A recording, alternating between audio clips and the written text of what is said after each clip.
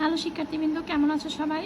আজকে আলোচনা করব সূচক এবং লগের সূচক চ্যাপ্টারের উদাহরণ 2 নাম্বারের অঙ্কগুলা। উদাহরণ 2 নাম্বারের যে অঙ্কটা সেটা হচ্ছে একটা সরল অঙ্ক। সরল করো। প্রশ্নটা হচ্ছে 5 to the power 4 into 8 into 16 divided by 2 to the power 5 into 125।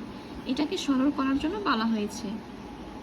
এটাকে লিখব 5 টু দি পাওয়ার 4 যেভাবে আছে সেভাবে, আর 8কে আমি একটু বেস পাওয়ার এই আকারে লিখবো। 8কে লেখা যায় হচ্ছে 2 কিউব আকারে, আর 16কে লেখা যায় 2 টু দি পাওয়ার 4 এই আকারে।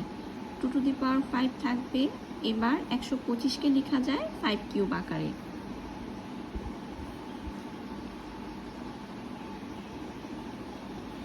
এবার 5 টু দি পাওয়ার 4 হবে ইন্টু 2 এর সাথে 2 বেস একই রকম, অতএব পাওয়ার ইন্টু আছে যেহেতু পাওয়ারগুলো যোগ হয়ে যাবে, অর্থাৎ 3 প্লাস 4।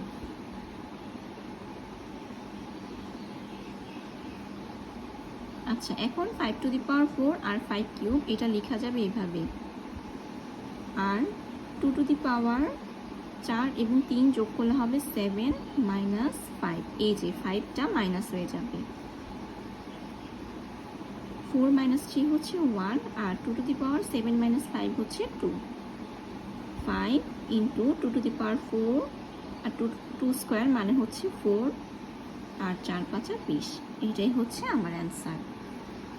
আচ্ছা, আজকে এই পর্যন্তই। ভালো থাকো সবাই। আল্লাহ হাফিজ।